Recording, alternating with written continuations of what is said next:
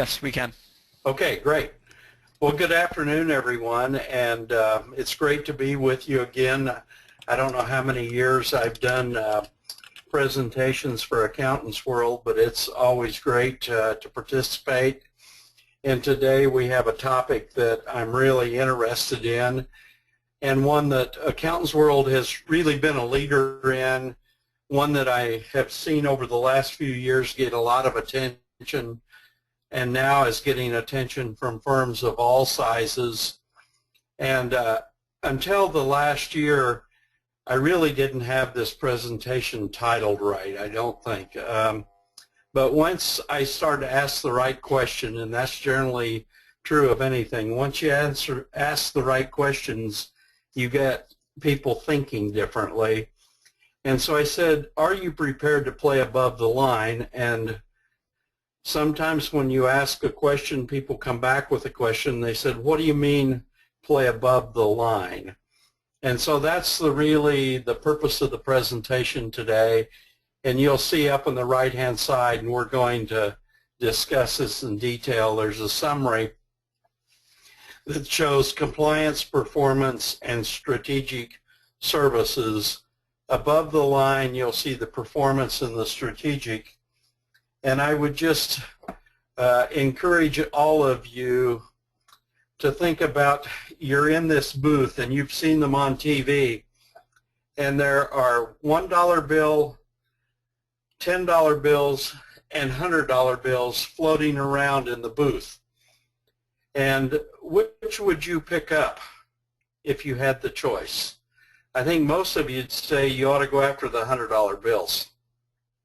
I contend that most in the accounting profession have been trained to go after the $1 bills. That's because they've always done it. And so I'm going to encourage you today to think a little bit differently and go after the $100 bills. It may be easier, in fact. So I've entitled this 2014 the Client Advisory Services Roadmap. There's a lot of different ways to get there, but in your firm you need a roadmap, and until you have that roadmap, I don't think people really know how you're going to get there. One of the takeaways that we'll give you at the end is a roadmap and a pricing structure. Without those, it's going to be a challenge, and even if you're doing this successfully today, I think having a roadmap will help you differentiate yourselves from the competition and also allow you to get better clients and have better margins. So that's the reason that the roadmap is so important. But let's step back a few steps and start with the basics here. And I want you to elevate your thinking today. I mentioned thinking several times already in the short amount of time that we've had together. The problem isn't the problem that you think it is today with client accounting services. And I've heard Chandra Bhansali speak several times about the impact that Intuit has had on this market over the years and how they virtually took client accounting away from the local accounting firm with the advent of QuickBooks. And there's certainly some truth to that. But if you want to be the trusted advisor, you've got to position yourself differently in the market than people did 5 years ago or 25 years ago. And you've also got to leverage the tools that you have available to you today and not think like you did in the past. So let's elevate our thinking a little bit and do the big picture. I often get criticized for, well, you have to not only think the big picture, you have to be able to do it. But sometimes we get caught up in the doing and not enough in what we're really trying to accomplish in the value add. So first, let's try to figure out what the value is we're trying to add for the client, and then how we're going to do it. As Simon Sinek often says, it's the why. Why are we doing this to add value that's important? So let's think about our thinking. Most of us tend to think about things, people, and thoughts, and I want you to really think about your thinking process. One of the biggest issues all firms are having today are people. We've been warning firms about this for at least 5 years, some a little bit longer, and there's a shortage of people in the accounting market today. What are you going to do about it? If you try to do the same things you've been doing the last 5 years, I think you're going to struggle. If you try to think differently, you're probably going to be successful, at least more successful than your competition. And so when I say think differently, one of the best things you can do is think bigger. And by that, I'm saying let's think 10 times. What if you were 10 times larger? What would you do differently than you're doing today? The tendency of most accountants is I don't want to be 10 times larger. I want to grow incrementally by 5 or 10%. That's not enough. That won't create change. Yes, that may create enough income for you, but it may not sustain what your clients want to do, or it may not attract the right people or retain the right clients or retain the right people. So let's think a little bit differently, and stay with me throughout this presentation, and by the end I'll bring you back to the reality, because you need to think differently even if you're only going to grow at 5 or 10% a year. So let's look at the old way of thinking, and I see this every day in accounting firms, of how many of the partners think this is still done by clients or think it's still done in their client accounting services department. It is very simple to convert most data today, and it's automated. We don't enter data from check stubs if we're efficient. That's how it used to be done. We enter data from bank feeds. And you can read this slide. I don't need to go through it. But I recently was in a client's office where they had degreed accountants spending hours doing bank reconciliations. And I said, that's a waste of time. This information is already in electronic format. Why don't you do bank feeds, do the bank reconciliations, and allow the people at the right level to do this, rather than have degreed accountants putting all this time in that's really of little or no value. So I'm going to ask you to think differently than you've thought in the past, and it's going to change processes in your firm. It may change the type of people you need, and it's certainly going to change the type of jobs that people have in the firm and how they add value.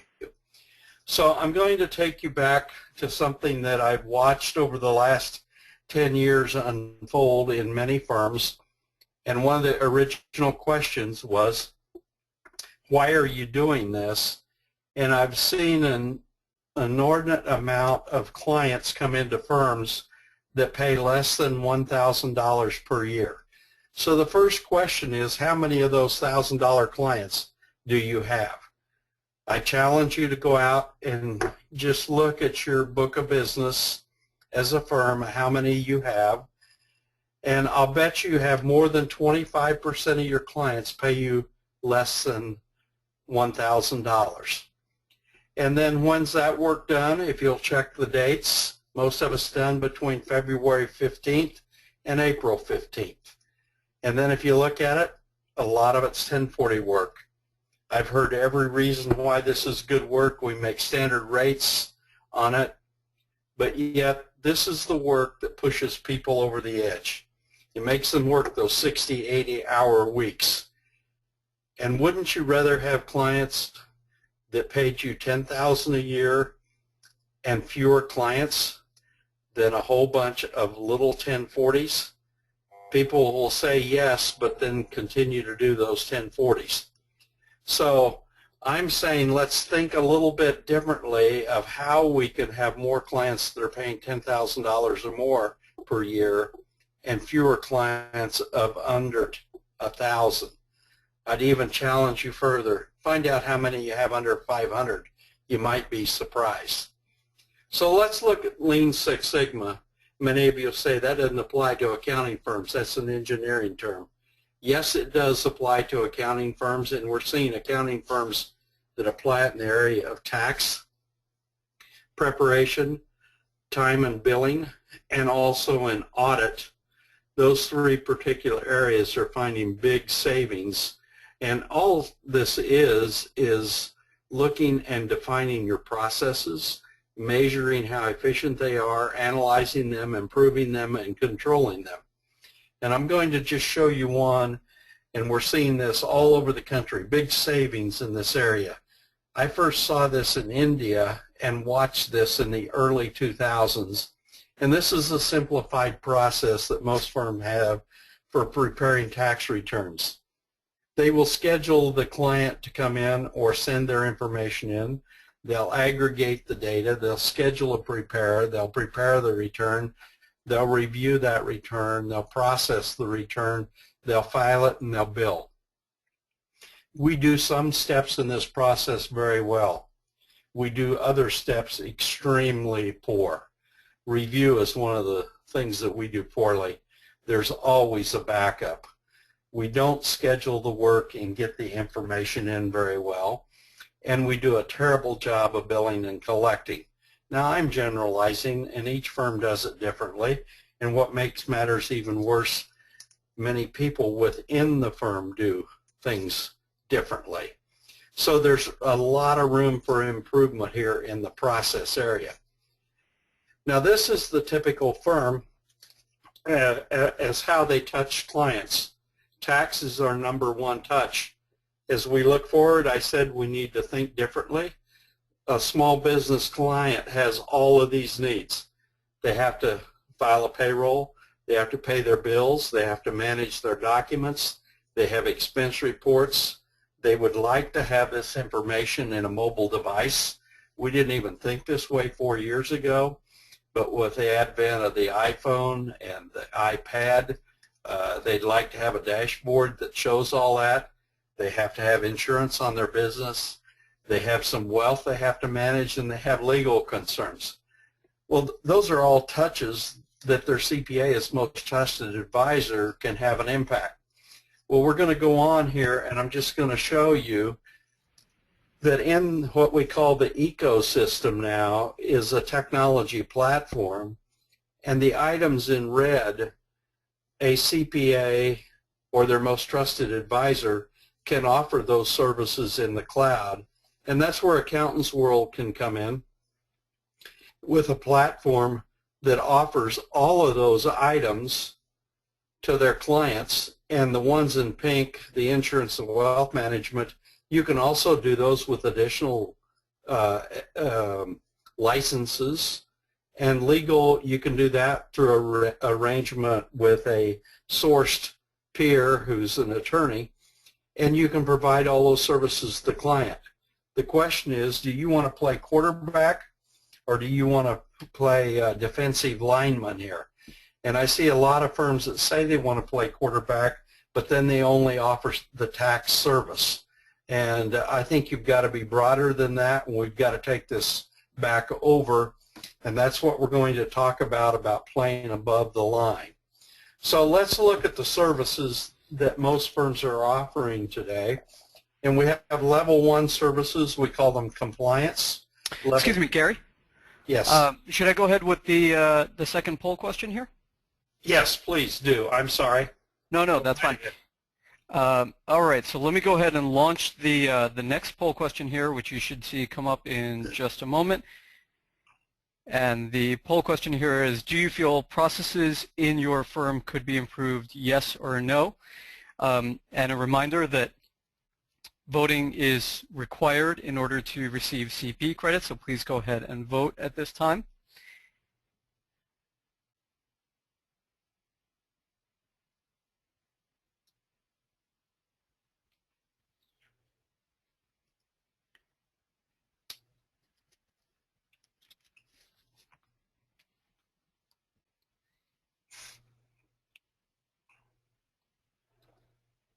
Okay, and we'll take just a couple more seconds here for people to finish answering. And actually right after this, we'll have one more poll question before I turn it back over to Gary. Let's go ahead and close this one out. So Gary, we see a slight majority, 98% said yes, we feel the processes in our firm could be improved. Any thoughts on that before I move on to the next poll question? I think we ought to interview the 2%, Deb. We ought to have them on here because the other 98% would really probably learn something. That's a great point. Let me go ahead with the next poll question here, and I'll launch that in just a moment. Okay, so you should see the next one. Does your firm have criteria for accepting and retaining clients? Yes, no, or yes, but not consistently followed. So please go ahead and select one of those three options and click Submit.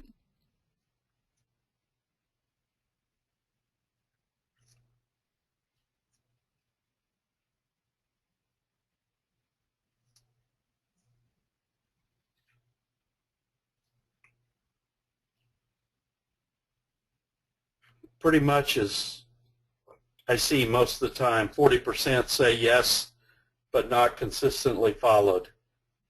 And in tax, I hear firms all the time say we have a minimum fee of $400, and then they proceed to say how they have to do their mother-in-law's return or their best client's kid's return. There's always an exception.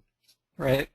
And I understand that, but you get too many exceptions and pretty soon you have no time to do your target client returns. So let me go ahead and close this poll out in just 3 seconds here, if there are any last voters. Okay, and Gary, you pretty much nailed it. We had 38% who said yes, but not consistently followed, and then an equal split of the remainder between yes and no. Okay.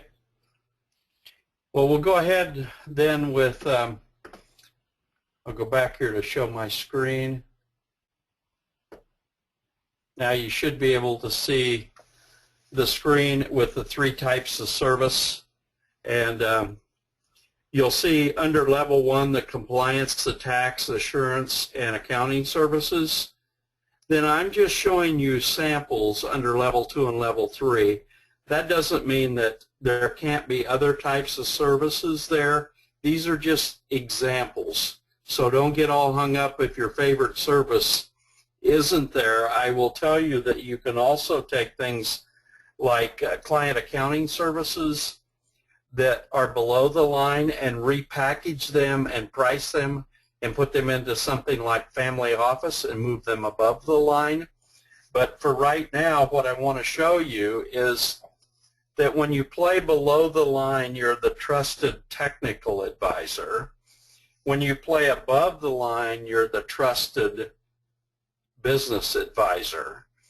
And when you play below the line, you tend to look with hindsight and you focus on accuracy and perfection.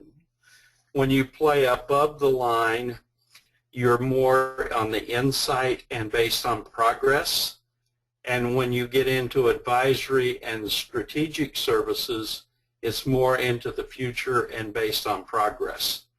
So there are some real differences, and the value of the service tends to go up as you move above the line, and all of the services increase as you package them together. So I'm going to give you some more examples of this as we move forward. And here's just an example of level 2 services. And I'm going to give you some names here with our name on them. Not that we do all these. Boomer Advisors is a real company, and we do have those. But now under Boomer Biz Connect, this is a mobile app for real-time reporting. Then there's the bill payment service, the payroll service, sales tax. Then under Boomer CFO, you could deliver CFO or controllership services where you would do business planning, budgeting, quarterly financial performance reviews, tax planning, projections, financing, and insurance reviews. And then up at the top, Boomer Advisors, that would be more in the insurance, investments, retirement plans and benefits. And over on the right-hand side, you will see some of the tools that are available out there in the various areas to do that. And again, Gary, I apologize. not, Gary, I'm sorry to interrupt. This is Sharon. We're not seeing your yes, slides advance. Can you check to see if you're advancing to the slide showing Boomer Consulting? the slide is there with all the life insurance. Do you see that one? No, we're not. I'm seeing is your firm prepared to play above the line? That's still where I am in my presentation. Okay. Then let me go back and see if for some reason Are you paused on your screen showing? that might be where we're at. Okay. Sorry about that. Not a problem. You're catching it. We'll move.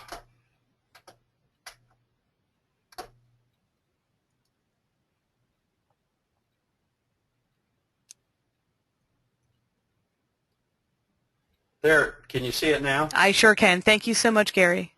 Okay.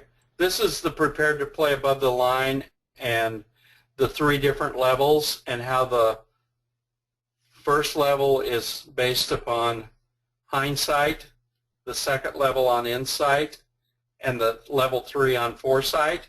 And then I move to the 3 levels here with the Boomer Biz Connection, then Boomer CFO, and then Boomer Advisors. And these are just to give you some examples of how you might package your services. And then over on the right side, I show AccountantsWorld there as the platform, along with Tally and Bill.com. And then we'll move on to level 3. And these would more the strategic services, strategic planning, succession planning, and mergers and acquisitions. And I show you a couple of guides that we've written in these areas. You don't have to have those in your service menu, but you're certainly capable in most cases. What I find is many firms are doing this, they're just not formalizing it and issuing a report, and therefore they're not able to charge what they could charge for these type of services. And then, whoops, sorry, I went the wrong way with that one. I often get asked, can we really do this, and do we need to worry about independence? And the answer is yes, you need to worry, or you should have worried up until now, but now the AICPA has come out with a new SARS, and that is being, it has been discussed and approved, and you'll see that you have to have an engagement letter, but you don't have to be independent.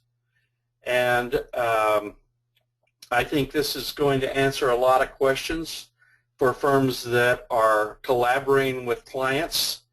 And I've always said you could just say you're not independent when it comes to this type of financial statement that's real-time and online. And many people agree with that. Others are more aligned with independence and compilation and reviews. So I think there's going to be a solution for all parties here. And I want to show you this because this is your authority if you're a CPA, and you have to be concerned with that. Here are some differentiators that I see between the 2 types of services of compliance and advisory. One, an individual is pretty rugged, can go give the advice in compliance, but it takes a team to do it in the advisory services. The other is that it's more of a future looking type service and not so much a post-mortem service. And it's also a big picture view rather than just the details.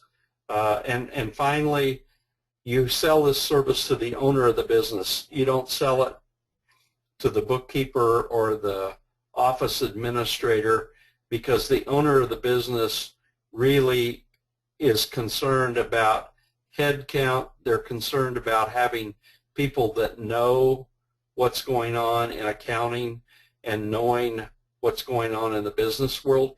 And if they could get rid of technology, if they could get rid of people in the accounting and bookkeeping area and source that out, they would be happy to do that. So these are quickly 10 differentiators, and I just want to show you why this has all happened. You'll see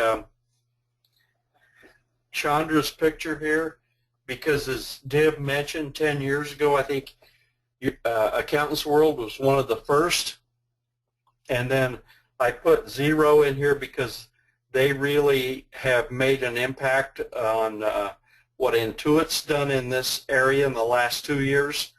And then I put Bill.com, who has kind of changed the way bills are paid in the last 2 to 3 years. And you'll see Sal Khan there, who's changing the education environment. The iPad, iPhone has changed it, and now bandwidth is changing it. Here in Kansas City, we get a gigabyte of bandwidth for about $70 a month. If you want that with TV, it's $150. AT&T now is coming up with it. Time Warner's doing the same. You're going to see it in a lot of other markets. So are we at a point where you have another question, or do we have another slide yet? Gary, I'm showing that we have the Client Advisory Services roadmap slide, and then the next question. Okay, great. Well, we have the filters here on what type of clients you should be looking for. We always look at how much they're willing to pay us, and if they do that willingly. Do they utilize more than one service? In other words, do they do more than just a tax return? Will they refer other business? Do they appreciate our advice? And are they coachable? Do they enhance our service offerings? And what's the risk associated with those clients? I think you have to know those filters before you enter into services with a particular client. And many of you said you have some of these in place already, others don't. So I'm going to just kind of show you the way business used to be done in this area and how it's done today. And once you get into the cloud, the beauty is there's several tools available to you, from Google Hangouts to GoToMeeting or GoToWebinar, that firms are using so they don't have to travel to the clients. And you know, clients want real-time information. They want it in a mobile environment so they can look on their iPhone or on their iPad and get that information on a daily basis. They want what the business intelligence is a whole lot more than they want to value that monthly or quarterly financial statement. They also want you to collaborate with them. And you as the accountant don't need to store all those files for them, but if you do, store it in the cloud. It's much, much cheaper than storing it on your systems. We've already talked about the travel. This is just a much more scalable environment for you as the accountant and also for the client. We call this meshing. That may be a new term, but that's really sourcing, where you can mesh those resources and buy just as much as you need when you need it. It's called the ecosystem, and in that ecosystem, things work much better together. They integrate, and you see the information exchange. We've talked about the database and integration for 10 years, and many of the vendors said, you know, it's best if you buy from us because all of our stuff works together. I've watched that for over 10 years, and now we get the best of both worlds. When we move into the cloud, not only do we get the best application, we get the best integration. So that's important. We also can get performance metrics where we can measure one company against their peers, and that's virtually built into the system. You can also do strategic planning with these clients on the spot because you have accurate numbers on a timely basis. and that causes increased accountability, and that's how you increase performance. So I think the next thing that we're going to talk about quickly here is how do you build a menu of services, because this is somewhat new and different, and you're probably going to have to give something up as you move forward if you're going to make changes in your firm. It's just simply that simple. So some of the guidance that I would tell you from experience, having done this as a CPA and working with firms today, is that we tend to overanalyze, and we always want to produce the show and then sell tickets.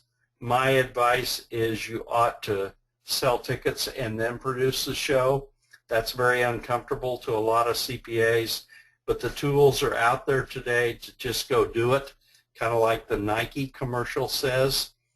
And you need to utilize marketing people to help you draw your processes out so clients will understand them, and so that you can train to those processes. And you also need to keep this at a high level. Don't get down in the weeds, and it will evolve as you go. And the more clients deal with you and the more services that they buy from you, the more privileges you should offer them. So clients ought to have a higher level within your firm if they purchase more services from you. So those are just kind of the guidelines. So let's look at this client advisory services roadmap. Over here on the left, and you will get a copy of this, so I'm going to go through this very, very quickly. On the left, you see the value proposition. What's the advantage of doing all this? And I'm not going to read this because you can read it and you'll have a copy later.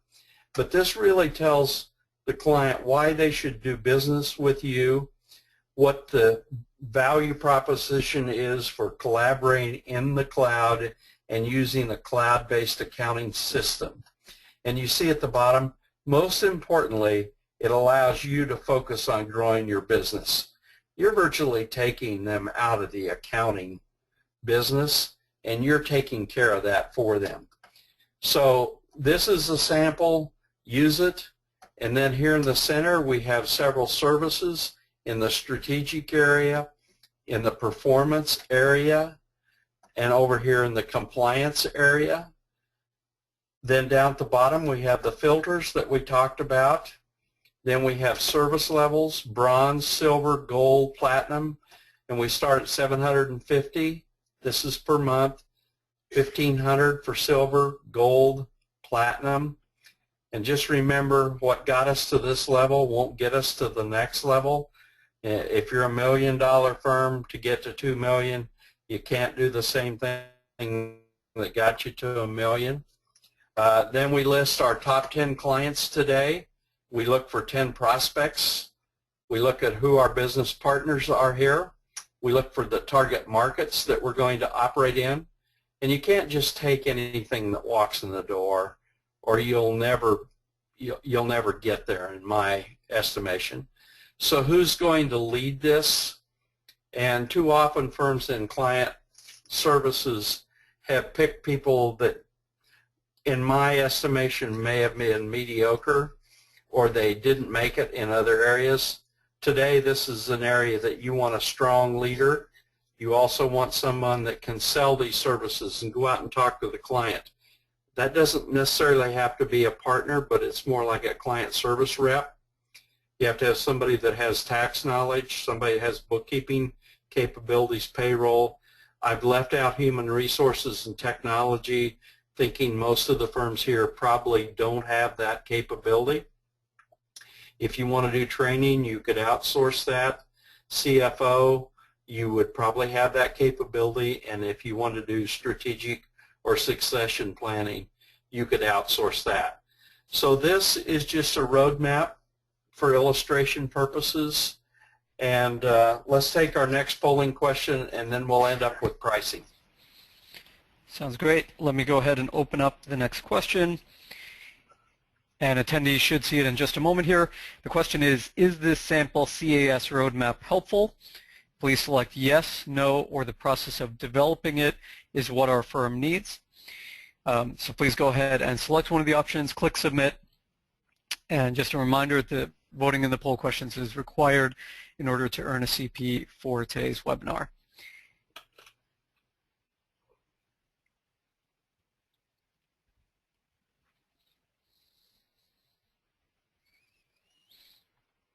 And so we'll take just a few more seconds here to go ahead and let any last folks vote. And let me go ahead and close this out. So Gary, 74% said yes, 22% said the process of developing it is what our firm needs.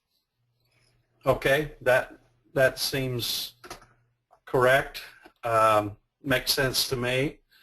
And you'll get a copy of this, and we'll tell you at the end how to get a copy that you can edit rather than just a PDF copy. Now I'm going to remember here to click here, or maybe, now can you see my screen again? I see the roadmap right now. Okay, let's go to the next screen. Now, do you see a Jones & Company menu of services? Yes. Okay. This is the sample menu of services. I'm not going to spend time on this, but you'll see how it's got a bronze, silver, gold, and platinum. You can take this and you can use it to your advantage. And then finally, we're going to come to a CS pricing model. And this is a little busy, and I don't expect you to pick up on this in the few minutes we're going to spend on it. But let's come up to the top here, and this is step number 1. I'll take you back to this pricing model is 25 years old. It started when I was with Varney & Associates, and we were doing client accounting services work, and we said there had to be a better way than doing this based on the hour. And so we came up with a model, and it was based on the size of revenue of the company and the number of employees, and everyone said it didn't work until we used it and we found out it did work. And then we took it to doing our advisory services with CPA firms and developing technology budgets and strategic plans. And follow me through this so you understand how it works, and then you will be able to get the live model and base it on what you're doing and test it on your own clients. Gary, we start off here. Sorry to interrupt. We do have a question. Someone's asking like how to identify the specific service offerings for the menu items of services that you're showing. Well, I think you start with the services that you're currently offering, plus the best way is to have conversations with your best clients and find out what services they're needing today, and that's how you get started. And then you continue to add services based on what those best clients are needing. Fantastic. Does that help? Okay, let's go through step number 1 here, and that is, here we have $1 million or less company. Here we have 1 to 3 million, 3 to 5, 5 to 10, 10 to 15, and 15 to 20 and greater than 20. So you'll see the red dots here. We've said in this scenario the company wants to focus on clients between 1 and 5 million. And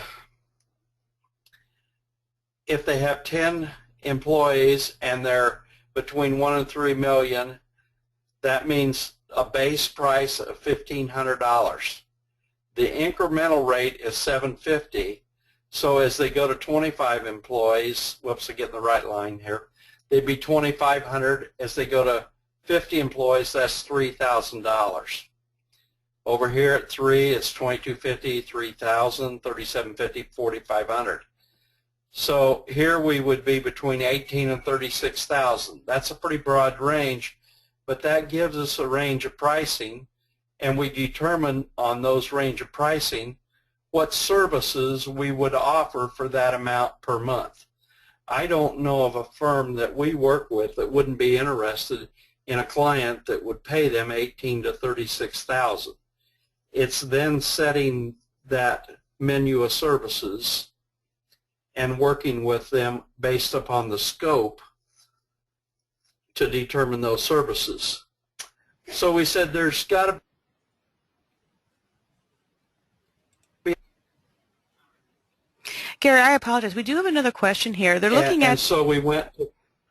I apologize. I do have another question here. Looking at the pricing matrix, financial statements are implied that they're already compiled.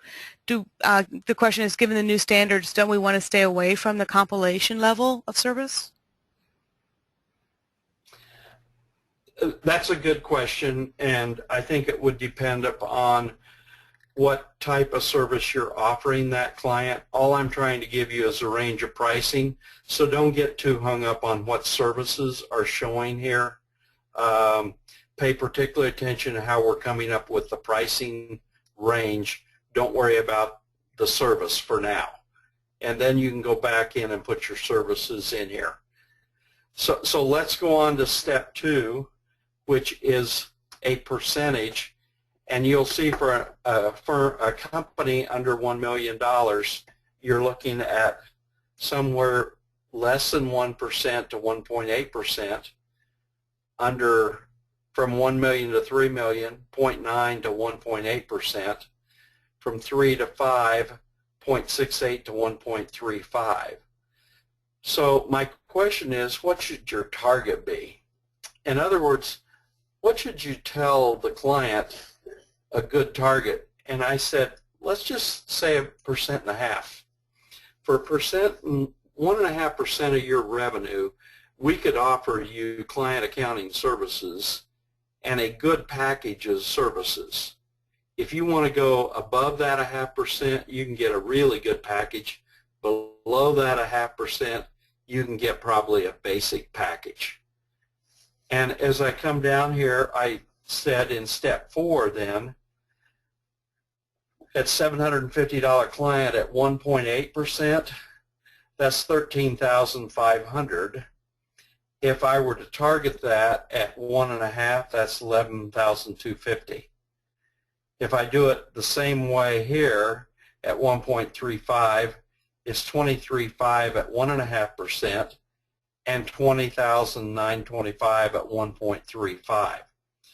So these 4 steps help me give guidance to not only myself, but also give guidance as to where we ought to be in this pricing model, in having the discussion with the client as to where they ought to start and what services we ought to offer that client after we've gone in and asked the client a series of questions.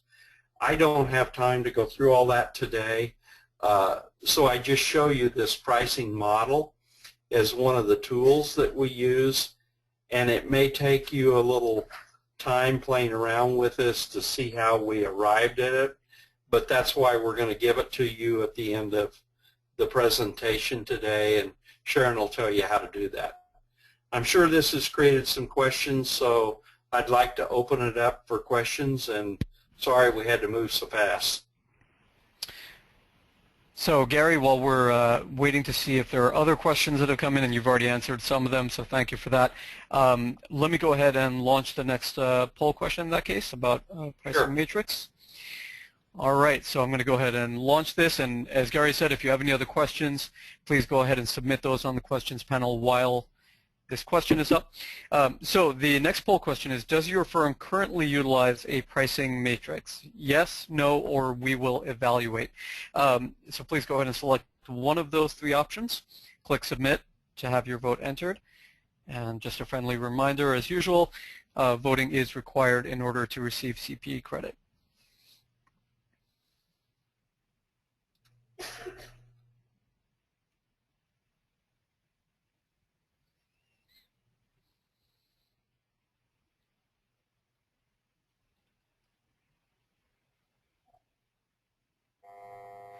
And Gary, while we're waiting to let people answer this, one question that came is what are your recommendations for workflow, practice management, and CRM solutions?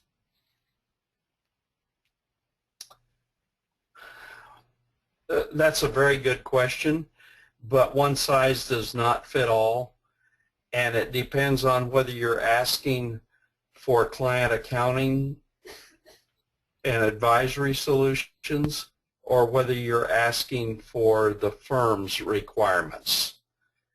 And that is a very fluid question with changes occurring as we speak. And I don't mean to avoid the question, but the requirements for a $2 million firm are a lot different than for a $20 million firm. And the requirements for a company using Thomson products are probably different than a company using CCH products. And to even complicate that further today, there are companies coming into the market that are horizontal players that have the document storage, CRM, and workflow built into them, that if you have your processes defined, can be put into those packages and may be cheaper to license and maintain than some of the products that are just for our industry. Now, I know I probably avoided that answer to some degree, but I can be specific if I have more of the background material.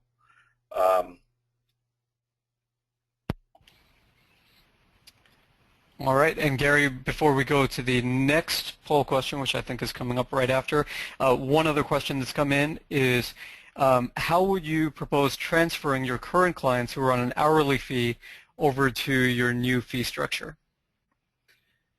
I think the only way you can do that is have conversations with them, and you know, you probably built a history of several years. It depends how bad a job you did with the hourly, and if they're underpriced. Clients like knowing what this price is. If you've been subsidizing that, you know, you're going to have to do a pretty good sales job and make sure the scope of your letter to them is good. My recommendation is write that letter for 6 months or a year, and you can put a change order clause in it if there's something way outside the scope that occurs. But it's really a conversation up front and letting the client know. The client's going to be a good negotiator, and they're going to say, well, you've been doing that in the past. Why is it going to cost me more? And you're just going to have to say that the cost of business is going up. The other thing that can help you is if you get collaborative cloud-based software, you're going to save some time in the processes, and don't pass that along to the client. Use that to your advantage. You got to be a business person here, and don't put your technical people on cutting the business deal. Put your business and entrepreneur people dealing with the client in the pricing area would be my advice. So Gary, if it's okay with you, I'll go ahead and launch the final poll question at this point. Sure. Okay, so this is from the pricing matrix, and the question here is, what will be your firm's target? Less than 1%, 1 to 1.5%, 1.6 to 2%, greater than 2%, or will not use a target? So please go ahead and submit your response here, and we'll give about 10 to 15 more seconds for people to go ahead and submit that. And Gary, while people are working on that, one other question has come in. When you refer to expense reporting in the model, does this mean the expense reports from the client's employees, i.e. reimbursements, or does it mean something else? Yes and yes. It could be the client's expense reporting, or it could be the firm's expense reporting. There are some very good tools out there today that will cut the time of doing expense reports to a fraction. I can tell you in my own case, we use Tally. It integrates directly into our system, and it notifies me, and I probably spend 5 minutes a week on expense reports compared to over an hour what we did a year ago. And it goes right into bill.com for bill payment and then into our general ledger system. Most of them are very affordable. And you can take pictures of receipts or have receipts emailed to a central location and they go right in to the expense report. I find if firms will start using them internally, then there's no issue of being able to have clients because the people within the firm know how to use them. Okay, and I'm going to go ahead and just give a last few seconds here for people to fill out the poll question if they've not already done so. And then I will go ahead and close it out. Okay, so let me go ahead and close this. So Gary, what will be your firm's target? 24% said 1 to 1.5%, slightly lower said 1.6 to 2, 22% said greater than 2, and 30% said will not use a target. So pretty varied over the last 4 options there. Yeah, that doesn't surprise me either. This whole target idea is pretty new, and most in the CPA market are skeptical until they really study this and see that it'll work, and they just can't think something that simple can work. But I found out that the simpler pricing models are much easier to sell, and hours times dollars pretty complex when you don't know many of the variables. You could say they protect the firm in case there's more hours, but it's a real complex situation, and clients want to know what that monthly cost is going to be. And we have found a lot of people very successful in taking clients from $1,000 a month up to $5,000 to $7,000 a month in this advisory services market. As they build trust between the two parties, the firm does more and more work for the clients. And some of it's work that the traditional firm wouldn't even think of as accounting services.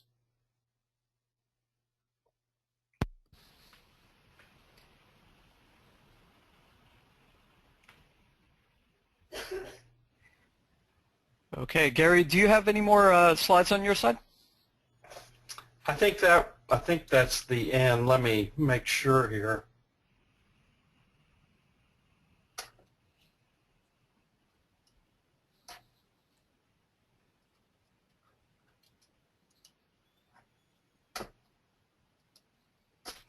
And folks, we will be sending the pricing matrix and client worksheet out with our thank you email sometime tomorrow. So check your inboxes. We'll be sending that spreadsheet for everybody.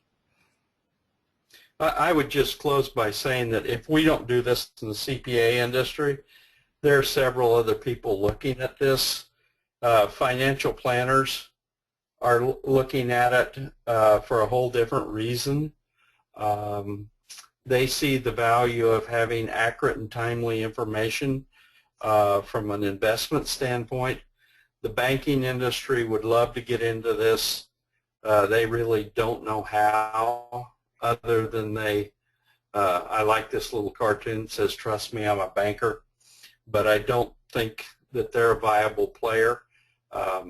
This is ours to lose, and I hope we take it seriously, because it can take clients to a pretty high level of service, and the appreciation level here is much higher than in many other areas of the independence type services that are very competitive and commoditized.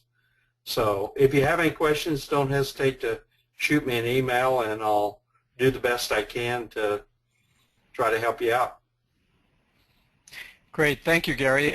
Once again, we want to thank Gary Boomer for joining us today and for presenting his materials. If you haven't already downloaded those, please go ahead and do so from our website. One final thing I want to mention on behalf of Accountants World, I think much of Gary's message, and the reason that we've been supporters of theirs and vice versa, is because what Gary is proposing is a very proactive approach to your client engagements and to selecting your clients. And what we're about at Accountants World is the same thing in terms of your cloud solution strategy as well. We want firms to not get reactively pulled into their cloud solutions of the future, but rather proactively make the best decision for them. So along those lines, what we've done is created what we call a untapped earnings calculator. This is brand new. This has been out just for a few weeks at this point.